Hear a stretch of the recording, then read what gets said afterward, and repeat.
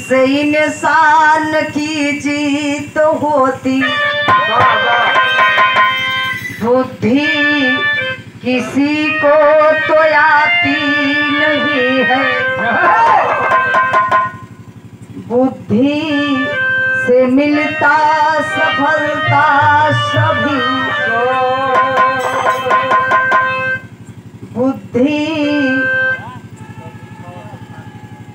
बुद्धि कभी मौत खाती नहीं है। बुद्धि से चतुरी किए चाल भाई, नारी दुखी को है धीरज धराया। बुद्धि से 17 की टोपी बना के पहन कर के राजा के दरबार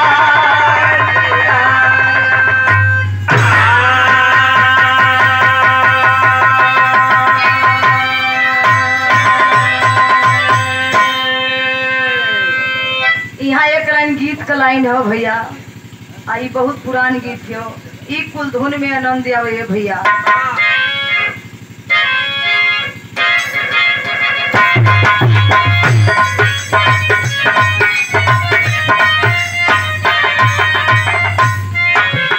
कौन दिशा में लेके चल रे बटोहिया, कौन दिशा में लेके चल रे बटोहिया, कौन दिशा में लेके चल रे बटोहिया। हाँ चला रे बटोहिया, हाँ चला रे बटोहिया, गुजरी गाड़ी हाँ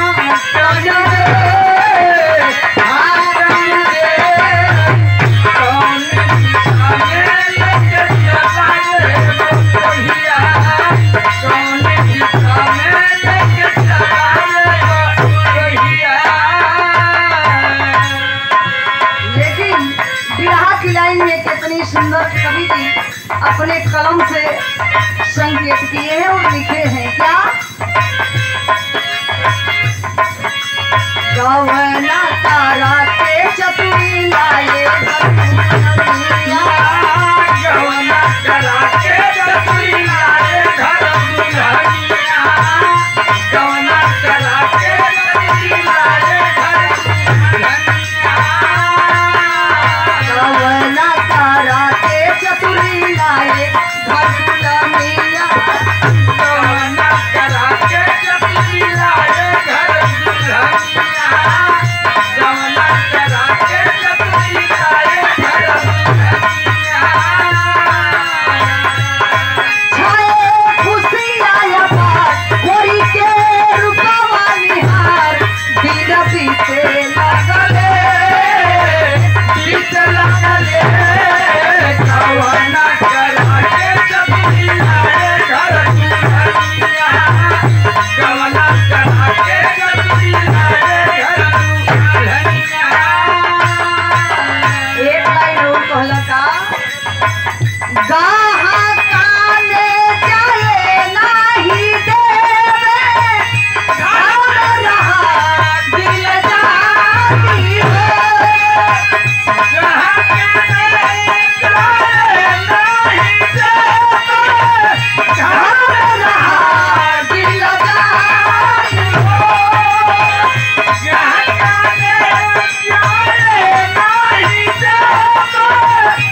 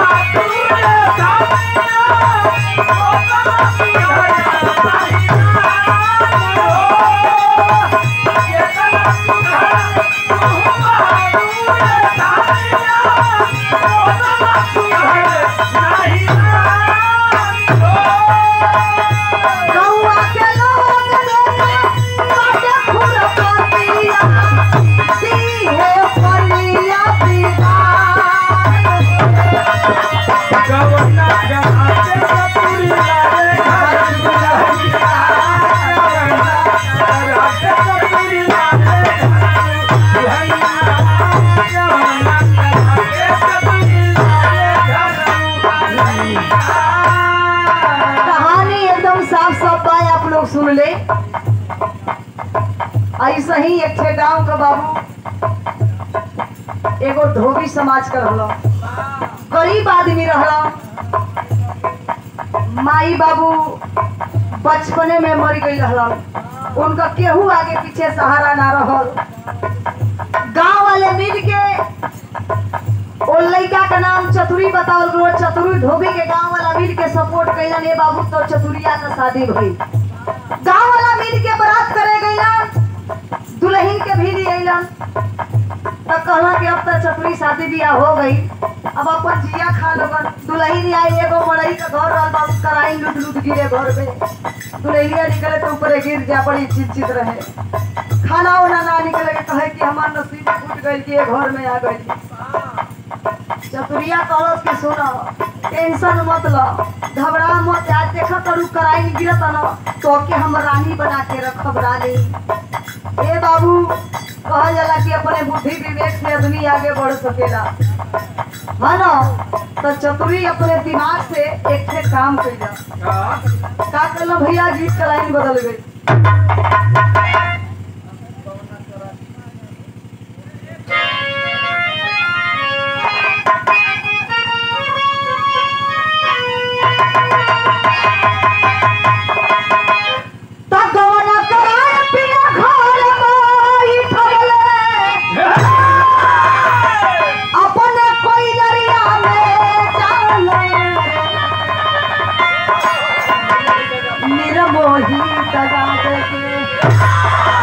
मोही दगा दे के अरे भागल रे मीरा मोही, भागल रे मीरा मोही, भागल भागल ओ भागल भागल भागल रे मीरा मोही दगा दे के, भागल रे मीरा मोही दगा दे के, भागल रे मीरा मोही दगा दे के। कि टोपिया लगा के चतुरी घर से निकल, राज दरबार में आई गई। देखी टोपिया के सबही अरे लो भाई गई, टोपिया के सबही लो भाई गई, टोपिया के सबही लो भाई गई।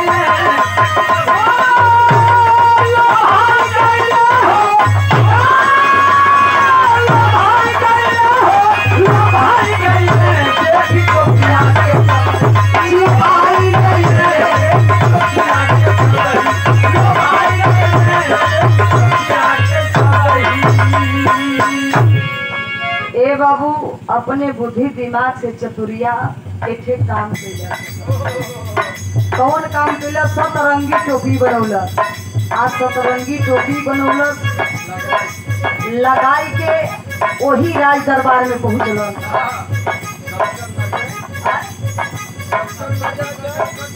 वही राज दरबार में पहुंचलन जहाँ राज का राजा लोग जुटल हलन। आज सबका नजर वही टोपिया बाबा। टोपी बड़ा सुंदर लगता, बढ़िया लगता। रानी देखली है राजा से काने में कहता, का कहली?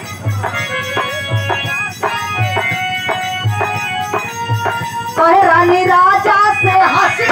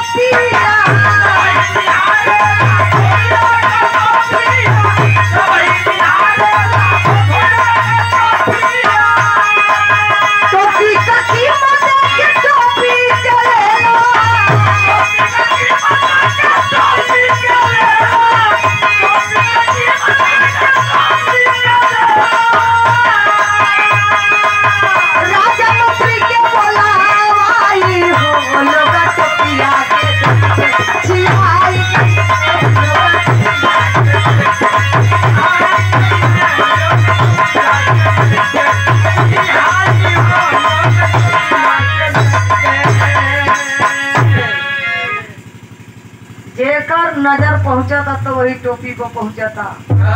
सबका नजर वही टोपी पर बा। रानी कहने के देखबा सब लोग तो जी यहाँ बिटुरले बा, लेकिन जवन वो आदमी टोपी के लगौले ह बड़ा नीक लगत ह। ए साहब वो टोपिया के ले लेती तो ये राज दरबार का शोभा बढ़ जात। राजा कहला कि ई बात बा, मंत्री के बोलौलन हो, कहला कि ए मंत्री जाओ उस आदमी को बुला के लेके आओ। कहला कौन? कहला हो जवन बैठल बा सबसे पीछे टोपी वाला, उसको बुला के लेके आओ। मंत्री गइलन, वो टोपी वाले के बुला के लेके अइलन। आज वो बुला के लेके अइलन तो कहला कि पूछो पूछो टोपी का कीमत क्या है? कितना लेबो पैसा? काम काम होत है। मंत्री पूछलन कितना लेबो पैसा? चतुरी झट देबो तो मन की एक टोपी का कीमत है 1 लाख रुपया। रानी सुनली तो थक हो गई, कहले कि 1 लाख रुपया, आखिर टोपी में खूबी का है? चतुरिया धोबी कहलो कि ये टोपी में ये खूबी है कि जे टोपी के लगाई वो सीधे ओके स्वर्ग दिखाई। अपने बाबू माई के देख ले का करत हूँ, आई अपने माई बाबू के देख ले आदमी की कैसे माई बाबू हम का करत हो। आज बेतनी बतिया सुनल मंत्री सिपाही राजा रानी तो कहना अरे बाप रे बाप ये तो बढ़िया चीज है, एके लेवे लाख यहाँ तो राज चलौते हैं जा, एके ले लिया जाए तो मरले के बाद वहू जाके राज चलावल जाए। आ देख हाँ हाँ वे स्वर्ग में है ना। भैया 1 लाख रुपया दे के और टोपी के ले लेलन। आज जब ले लेलन तब का भइल भैया? तब कहला क्या कहला?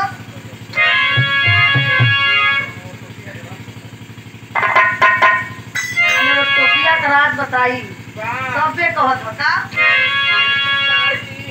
अरे बिकाई टोपी 1 लाख में, ए बाबू बिकाई हो, बिकाई टोपी 1 लाख में। ओके ना लौकी जे दोगला होई भाई।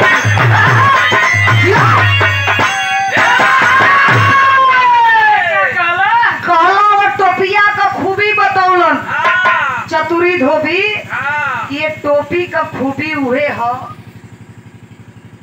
कहलन कि चली ना तनी बता दे पतरा में देखे कि बाबूजी स्वर्ग में ठीक ठाक बाना कि ना। तो देखल तो कहलन कि देखबा तुहर बाबूजी तो बहुत अच्छा जगह हमन, बहुत अच्छा जगह हमन। देखबा स्वर्ग में तो बड़ी भीड़ लगल है, लेकिन वो नरक में हमन हर चीज मिलत है, दही पूरी सब्जी जितनी मैंने सिस्टम आवल भैया भोजन का सब मिलत है, लेकिन एक चीज ना मिलत है, खाली दूध का कमी है। आ दूध ना पावत हो ये तो पियते रहना, जनते हो कि 5-5 किलो दूध पियत रहना। ये जो दूध ना पावत हो नरक में, यही सब कमजोरात हो। तो देखा वो कहत हो हमसे कि तू भैंसिया हमारे लइकवा से मांग लो, हमके रोज दूध पियई है,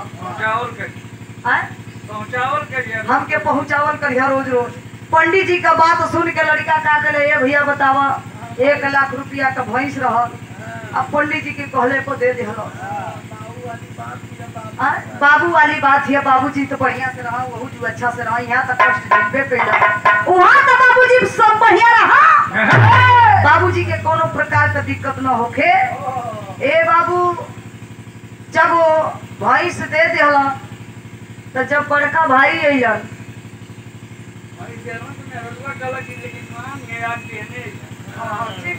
भैंस तो देला, लेकिन मेहरुआ कहत है कि भैंसिया तो देब, लेकिन आज मानी है गुरु जी से कह दो कि बिहने भैंसिया के ले जाइ, ठीक ना?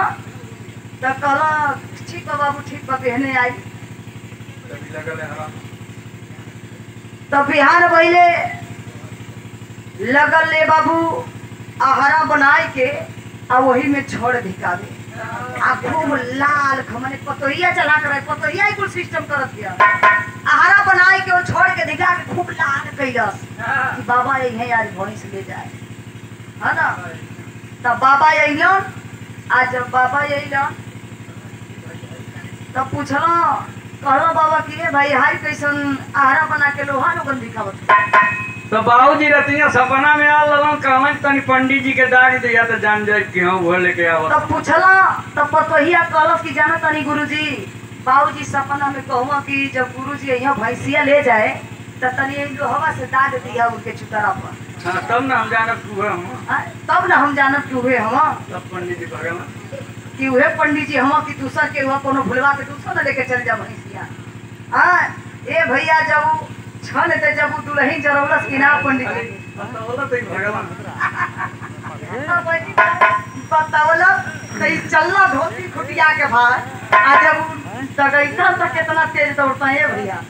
ये हाल है ये भैया सही भवन के हाई 1 रुपया दान दिया छोड़ दल ने 51 रुपया बोला दुनिया का मालिक के कही है 1 रुपया एक बचा के रखा आई है 1 रुपया हमारी का छीन के ऊपर राजा हो हमनी का भिखारी बन जा है ना।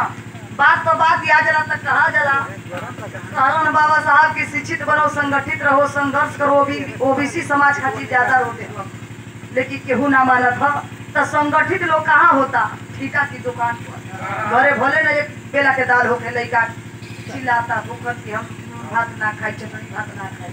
आई बिरहा की लाइन में आई आप लोग क्या कहलो चतुरिया भैया। अरे बिकाई टोपी 1 लाख में ओके ना लौकी जे दोगला होई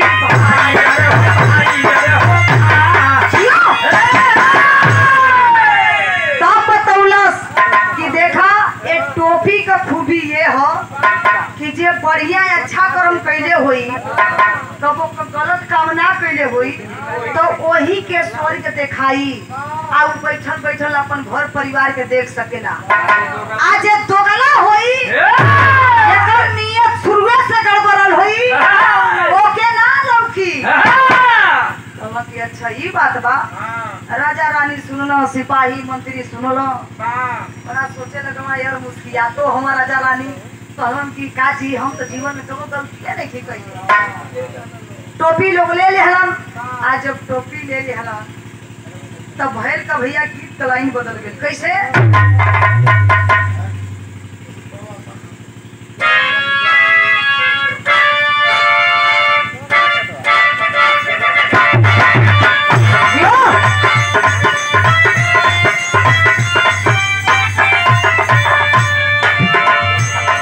देखा ये भैया कोनो लड़की के लड़का अपने भाषा में बोली बोलत हो है ना कैसे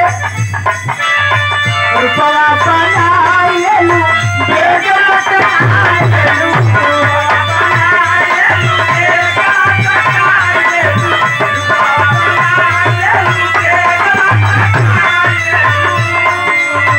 चलो तारू रे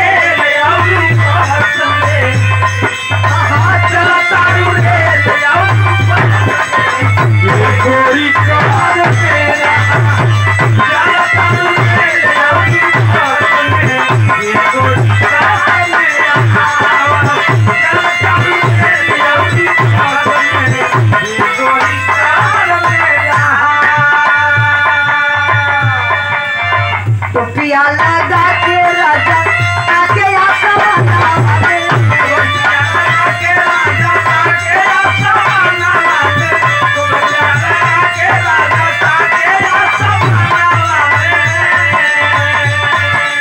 राजा साहब टोपी के लगौलन है कैसे टोपिया लगा के राजा ताके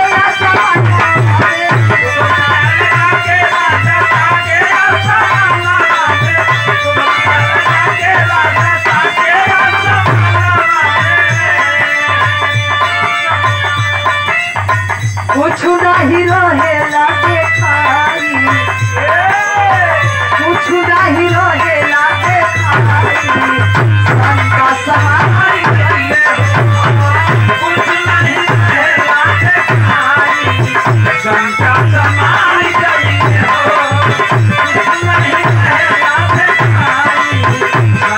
समाई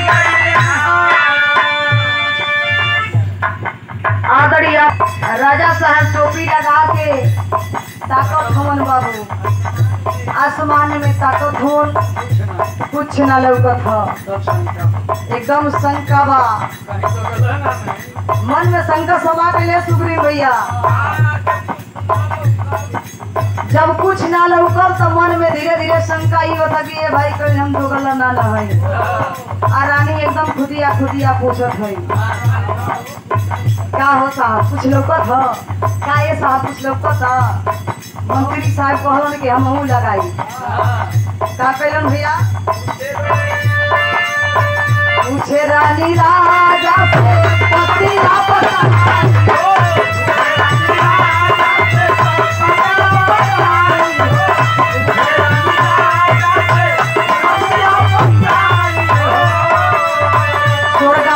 पीकर बैठे आसन लगाई हो,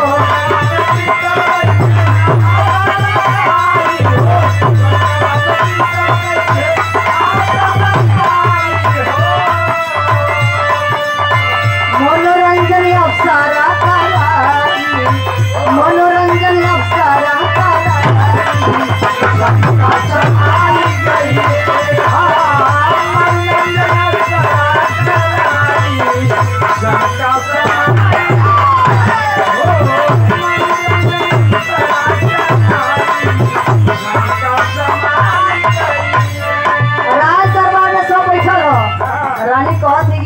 स्वर्ग में देखो तानी ना पूरा परियन के भी देखत होख एयर मंत्री साहब एकदम बना दिया हमहू देखबे कर। मंत्री क्या कहलन ह राजा साहब से कहना तन चोटिया दे दे हमहू देख ले कैसे मंत्री राजा के टोपी ताके मंत्री राजा के टोपी ताके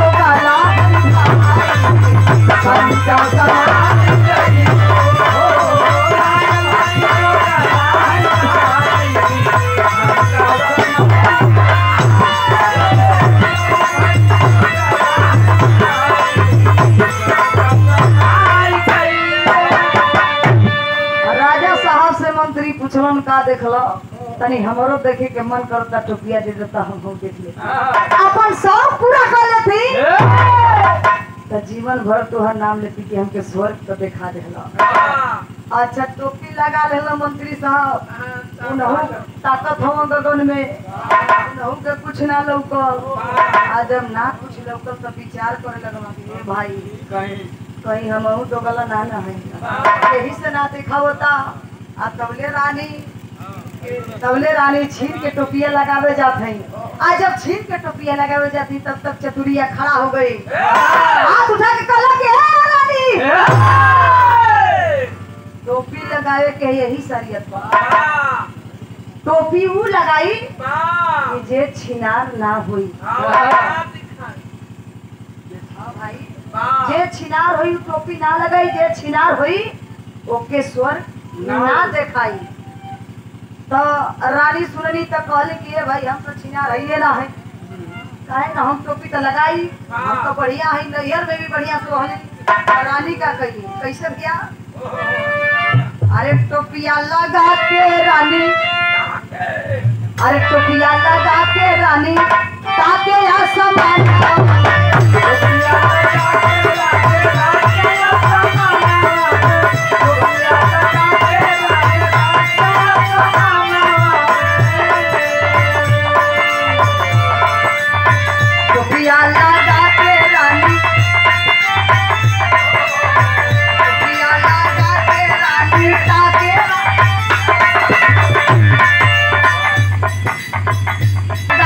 रानी ताके हारा साई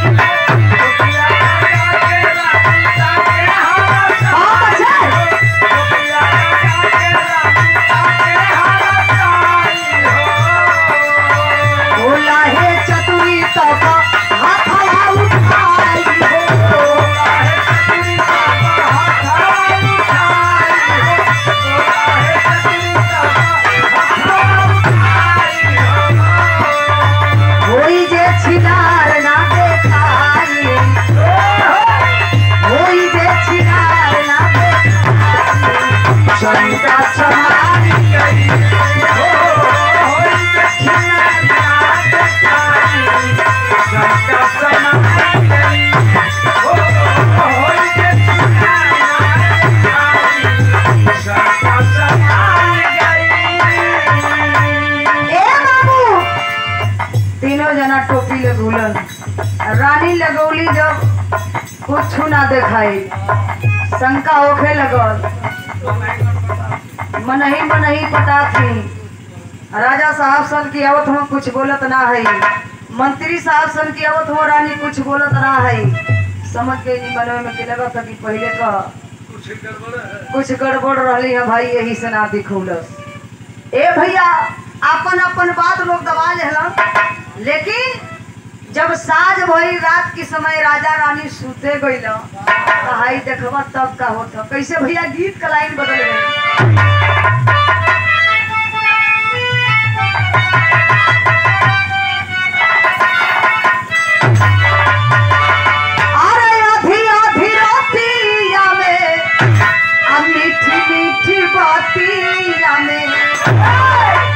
सोचते का हो गई फिरहिया उठाए सैया।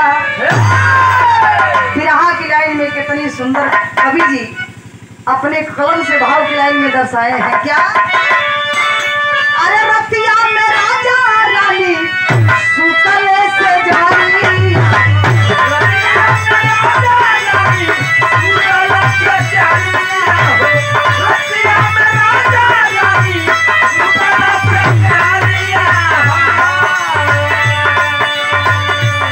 सही बातिया बता ना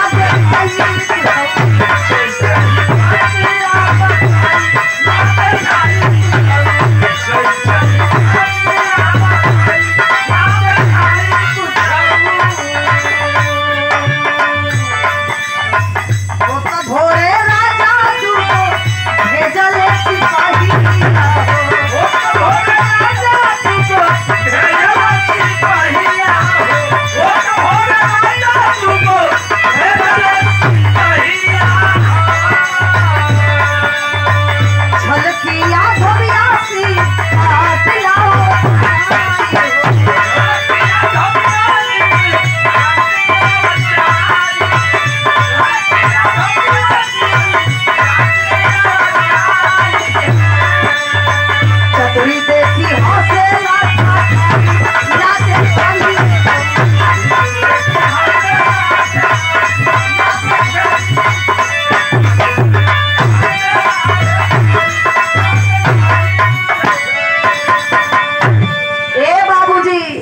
रात के समय राजा रानी सुतला।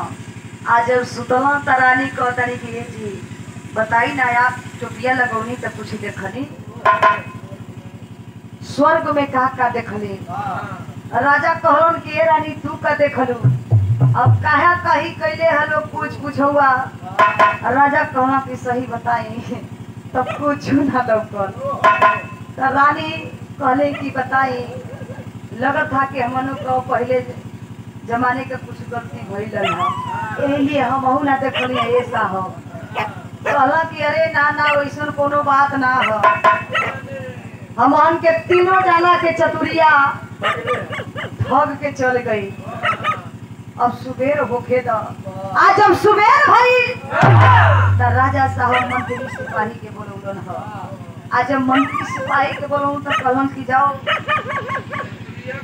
चतुरिया के बोला के लेके आओ। कहलन कैसे नहीं साहब मारा हो। कहलन के रे ना समझत हो, हमन के ठग के चल गई, वो हमन के चुतिया बना के चल गई। आज जब सिपाही मंत्री चलन ह धोबिया के दुआरे तो धोबिया देख के हंसल ठठाई के। आज जब ठठाई के हंसल तो भई के भैया पहपट की लाइन में कहे के पड़त।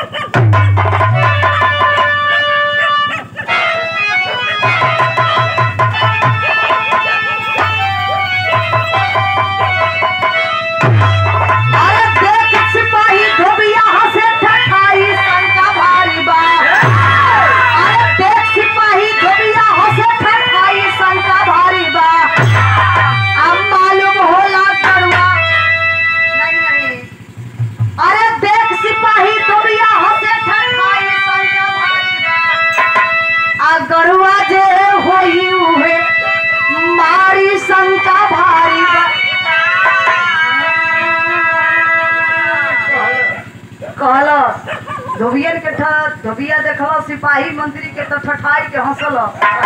कलश की देखा जब हंसल तो कलन क्यों हंस रहे हो? कलन के हमके मारे खातिर लह जा, तो इहो विचार कर जा, जे दोगला होई जे गणुआ होई उहे हमके मारी। यही लिए कहे के पड़त कैसे?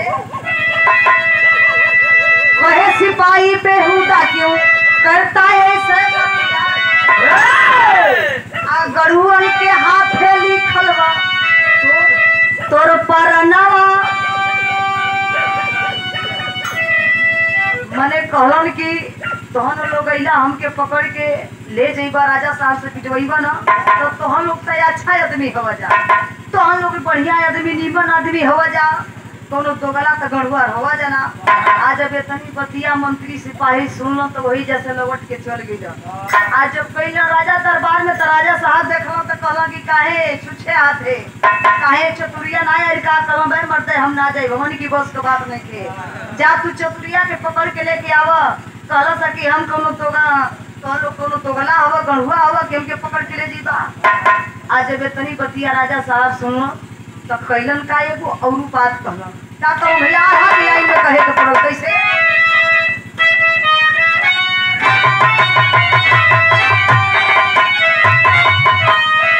अरे हाथी घोड़ा भेजे राजा आ धोबिया के दुआरवा ये भैया।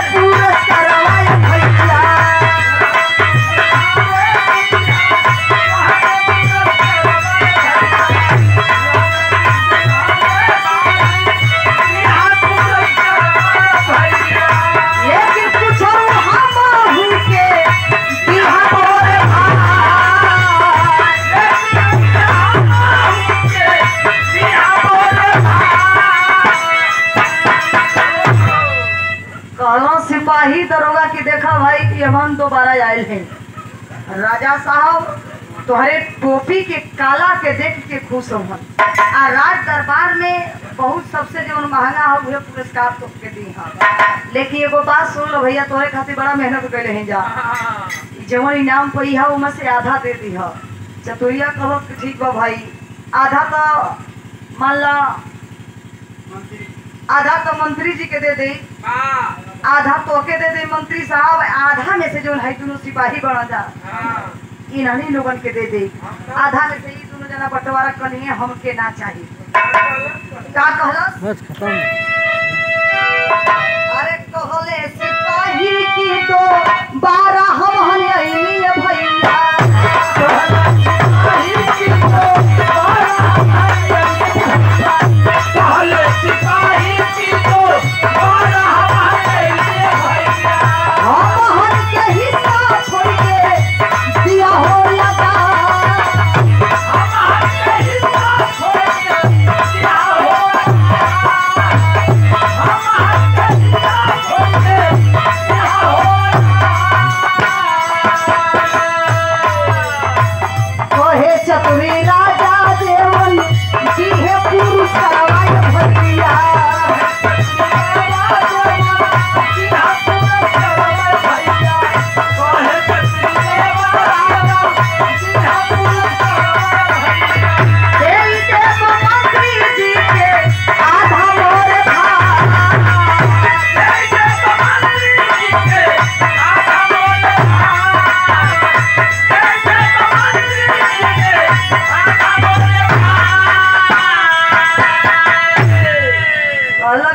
विश्वास बना, आधा मंत्री साहब के दे दे, आधा में से तो हम लोग बंटवारा कर ली। ए भैया हाथी घोड़ा को बैठा के ले गईला, ठीक है, हाथी घोड़ा भेजल रहलन, बैठा के चतुरिया के लेके गईला। आज जब राज दरबार में चतुरी पहुंचलो तो राजा साहब कहलन के मंत्री पूछ लो इनका अंतिम इच्छा पूछ लो चतुरिया का कि क्या इच्छा है। किसी से मिलना चाहता है, नहीं तो इसको फांसी लगेगी। आज अब तरी बतिया चतुरी सुनल तो कहूँ कि हमारा अंतिम इच्छा ये है, अंतिम इच्छा ये है कि बस हमके 50 जूता चाहिए, 50 जूता चाहिए। लेकिन ये साहब 100 जूता चाहिए, 100 जूता चाहिए। लेकिन एहू में ये भैया करार करके लोग आए हैं। और देखिए भैया एहू में से ही लोग करार करके आए हो। हमारे अंतिम इच्छा ये है कि 100 जूता मार चाहिए। लेकिन उनमें से ये साहब 50 जूता तो मंत्री साहब के दे दी है। आजीवन 50 जूता बची, आप 25-25 जूता ये दोनों सिपाही के दे दिया। ये देखिए लोग करार करके ना कि राजा साहब जीवन पुरस्कार दिया तो मैं से हमनों के आधा चाहिए। आज वेतनी बतिया राजा रानी सुनो ना, कहा कि गजब का दिमाग है भाई चतुरिया का। आज चतुरिया का ये अंतिम इच्छा है। चतुरिया के बात और बुद्धि विवेक के देख के राजा साहब अपने राजधानी का मंत्री बना लेहलन।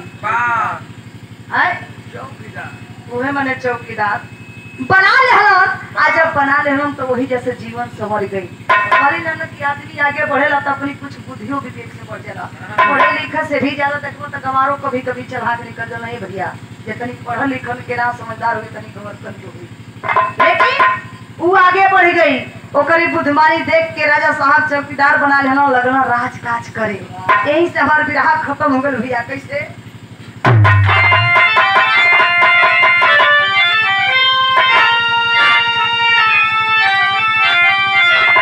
गुरु बिहारी गुरपतु 6 बर की बलिहारी।